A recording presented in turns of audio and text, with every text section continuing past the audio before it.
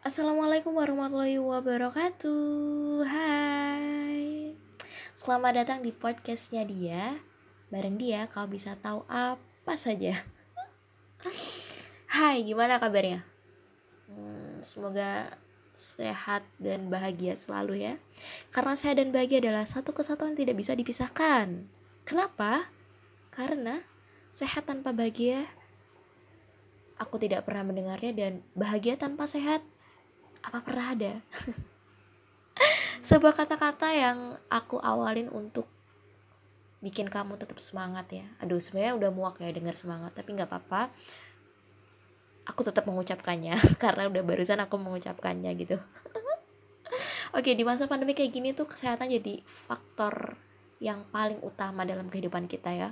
Belum lagi kalau misalnya kita lihat ya, ada virus varian baru di India yang sangat bikin kita, ya kalau misalnya nggak di manage stresnya, nggak di manage apa ya, kekhawatirannya, nggak di manage emosinya, bisa-bisa kayak kita akhirnya panik kayak gitu lah. Kepanikan yang berlebih, apa tuh dalam bahasa Inggrisnya, kalau panik ya itulah pokoknya itu. Makanya dengan tagline dia kali ini adalah jaga imun lewat senyum ya gitu. Apa sekali lagi dong, jaga imun lewat senyum. Yaps, edisi kali ini dia bakal bahas soal, ya masih nggak jauh lah dari COVID-19, karena ya kita masih ada di kondisi kayak gini gitu. Kita harus melihat realitas yang ada. Tapi sebelumnya sesuai dengan episode kali ini mau bahas apa judulnya gitu, udah ada di posternya itu. Dia mau tanya soal apa sih gambaranmu tentang sektor pertanian. Ada nggak sih cita-cita buat jadi petani, atau mungkin bekerja di kayak, mungkin aku nggak pernah tahu ya apakah ada lembaga pertanian, kelompok petani, mestinya ada sih, cuman ya aku belum pernah tahu gitu ya. Kalau misalnya kamu tahu boleh share atau DM aku di Instagram aku @diafirda gitu ya, sekalian promosi ini nambah follower. Aduh, bercanda. Oke. Yakin gak sih kalau kamu jadi petani di masa depan kamu bisa tetap survive? Apalagi sekarang tuh apa-apa mahal ya.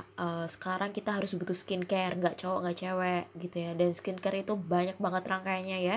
Ada 10 step skincare, kamu tuh pakai berapa step? Kok emosi ya? Aduh, habisnya kesel gitu, udah nggak punya duit, skincare tetap harus dapet gitu ya, tetap harus beli gitu.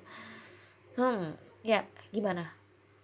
Jawabannya ada di podcast ini. Kamu bener udah mampir di podcast ini, udah bener ya, bener pokoknya. Makanya jangan di skip, jawabannya pasti bisa. Kenapa? Makanya jangan di skip, tadi kan udah bilang jangan di skip. Makanya dengerin aja gitu sampai ini selesai. Dikutip melalui metrosulawesi.id. Nah, berdasarkan sejarah, ini fakta sejarah lo, membuktikan ya, jadi aku nggak main-main. Saat krisis moneter tahun 1998, pas zamannya demo-demo mahasiswa itu, di mana sektor-sektor lainnya itu mengalami pemutusan hubungan kerja atau PHK, sektor pertanian ini masih tetap stay gitu ya, masih tetap kuat gitu, menyerap tenaga pekerjaan, masih bisa stabil lah gitu dibandingkan sektor-sektor yang lain. Bahkan BPS itu mencatat kalau sektor pertanian ini jadi salah satu, bukan salah satu lagi, satu-satunya sektor yang mampu bertumbuh positif sebesar 0,03% dibandingkan sektor yang lain yang berbanding terbalik, yaitu bertumbuh negatif sebesar 13% gitu. Nah, itu pas sejarah di masa lampau ya. Duh, sedih banget ya kalau lihat sejarah itu. Ya nggak apa-apa, kita lanjut lagi. Terus kalau di masa pandemi ini kayak gimana? Ada nggak faktanya gitu? Ya pasti ada. Dilansir melalui berita1.com, di tengah berbagai disrupsi akibat pandemi COVID-19, pertanian ini justru mampu menjadi sektor yang tumbuh dan bertahan dari tekanan tersebut. Nah, pada triwulan kedua tahun 2020, pertanian ini memberikan kontribusi sebesar 16,46% terhadap total PDB nasional. Angka tersebut itu meningkat dibanding pada triwulan pertama tahun 2020 yang hanya sebesar 12,84%. Nah, dilihat dari sisi pertumbuhan ekonominya pada triwulan kedua di tahun ini nih, pertanian ini meraih pertumbuhan positif sebesar 2,19% dan tetap tumbuh positif pada triwulan ketiga sebesar 2,15%, kayak gitu. Jadi bisa lah, ada datanya fix ini mah gitu, bukan hoax ya. Jadi terhadap data itu, atas adanya data itu tuh membuktikan bahwasanya ini loh, pertanian tuh bisa survive gitu ya. Apalagi di era digital kayak gini yang kita tahu apa-apa dalam segala aspek kehidupan kita tuh serba digital. Misalnya kita melaksanakan PJJ atau pembelajaran jarak jauh, terus kemudian kita kerja dari rumah, lalu kita belanja dari rumah lewat e-commerce, toko oranye, toko hijau, toko biru, apalagi toko pink, toko ungu, Magic Kuhibiniu lah yang mana bikin kita makin boros ya. Oke, lanjut lagi balik lagi ya. Tapi di masa pandemi, di sebelum pandemi ini sebenarnya udah ada digitalisasi pertanian, cuman karena di masa pandemi ini kita hampir semua aspek jadi digital gitu ya, digitalisasi pertanian ini lebih ditekankan gitu. Jadi aku lebih ke sharing gitu, apa aja sih kayak gitu. Mungkin di sini kamu ada yang belum tahu, atau kamu ada yang udah tahu, bisa DM dia, tambah informasi dia gitu ya soal ini gitu. Digitalisasi pertanian ini atau disebut dengan pertanian 4.0 itu adalah pertanian presisi yang dikombinasikan dengan teknologi informasi digital, yaitu big data, internet seluler, dan cloud computing. Nah, implementasi pertanian 4.0 ini didefinisikan sebagai smart agriculture, smart farming, precision agriculture, dan precision farming. Nah, terus pendekatan dan penerapan ini tuh diyakini dapat mendukung agroindustri yang berkelanjutan. Pastinya nih paham anak milenial lah ya. Ya nggak anak milenial aja sih, tapi didominasi oleh anak milenial karena ya milenial gitu. Ya pastinya udah tau lah alasannya, karena anak milenial itu kita hidup di zaman teknologi tuh udah serba ada, kayak pengembangan teknologi itu udah besar-besaran. Kayak kalau misalnya dibandingkan di masa-masa sebelumnya kan, kita sekarang udah apa-apa tuh karena teknologi tuh kita udah semakin dimudahkan gitu. Tapi tunggu dulu, tadi belum dijelasin ya soal pertanian 4.0 itu. Jadi ada dua hal nih dalam pertanian 4.0 itu yang ingin dikembangkan. Yang pertama, smart farming atau pertanian pintar, di mana pertanian ini tuh menggunakan platform yang dikonektifikasikan dengan teknologi. Misalnya nih, tablet atau handphone. Gunanya untuk apa? Pengumpulan data. Kalau konteksnya pertanian ya berarti status hara tanah, terus kelembapan udara, kondisi cuaca, yang mana diperoleh melalui tanah lapang. Jadi fakta lapangan gitu, dari perangkat yang ditanamkan pada lahan pertanian. Terus yang kedua adalah precision agriculture atau pertanian presisi, yang lebih digunakan atau lebih ditujukan kepada input. Nah, berupa apa nih? Pestisida sama pupuk. Jadi kita nggak ada yang namanya kelebihan pestisida atau pupuk gitu.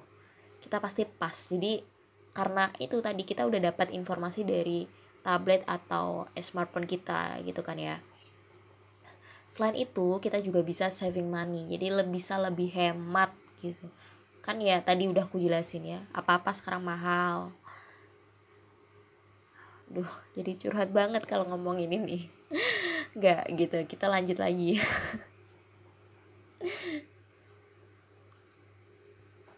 Terus jadi selain penerapan pertanian 4.0 ini, apa yang bisa kita lakukan sebagai generasi milenial? Pastinya adalah, jadi pertanian ini kan juga mendukung kegiatan ekspor ya. Nah, kegiatan ekspor itu bisa menambah devisa negara gitu. Jadi didukung juga dengan perkembangan teknologi, terus adanya ekspor pertanian, devisa negara itu jadi nilai plus dalam sektor pertanian. yang mana nantinya kegiatan eksportir ini akan didominasi oleh anak muda. Jadi generasi milenial kayak kita nih, Cila. Aku generasi milenial gak ya? Semoga aku masih generasi milenial lah. Masih. Akan berorientasi pada sektor ekspor gitu kan, misalnya pengembangan aplikasi untuk ekspor biar lebih mudah gitu, bisa di-download di Play Store atau App Store gitu. Kayak gitu. Jadi kita nggak cuma sebagai si petaninya aja bisa memanfaatkan teknologi, tapi kita juga sebagai distributor. Nah, ini tuh sejalan dengan misi Kementerian Pertanian yang ingin menjadikan Indonesia tuh sebagai lumbung pangan dunia pada tahun 2025. Tuh lihat, ini udah 2021, 4 tahun lagi. Kita harus bisa. Yakin gak? Ya yakin lah. Masa enggak sih? Nah, karena dengan pemanfaatan teknologi tadi itu jadi ada semangat untuk berinovasi. Ya ini salah satunya juga untuk generasi muda gitu. Ya generasi muda, generasi milenial, lagi-lagi milenial gitu. Jadi sistem pertanian ini juga pada akhirnya kita nggak mempersempit definisi pertanian itu sendiri sebagai sesuatu yang bercocok tanam gitu ya, tapi pertanian ini jadi bagian sistem industri yang ditandai dengan transformasi bahan baku atau raw materials menjadi produk pertanian atau agricultural products, yang mana siap untuk dimanfaatkan dan memiliki nilai tambah bagi aspek ekonomi, sosial maupun lingkungan. Nah, ini juga didukung sama organisasi atau lembaga. Misalnya kalau adalah negara itu juga berperan, tapi juga nggak cuma negara aja, masyarakat. Misalnya di tingkat paling bawah itu ada yang mensosialisasikan dengan baik kebijakan-kebijakan yang dilakukan oleh negara gitu. Jadi kalau berbicara sosiologi nih, kalau dikaitkan sama sosiologi ini analisis fungsionalisme gitu. Jadi ada arahan dari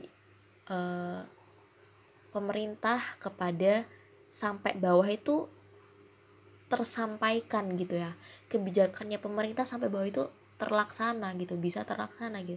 Jadi antara satu sistem ke sistem yang lain itu bisa bekerja sama. Nah kayak gitu.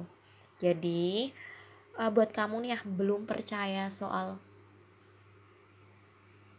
sektor pertanian bisa survive atau enggak, setelah denger ini kamu pasti percaya, udah yakin aja gitu.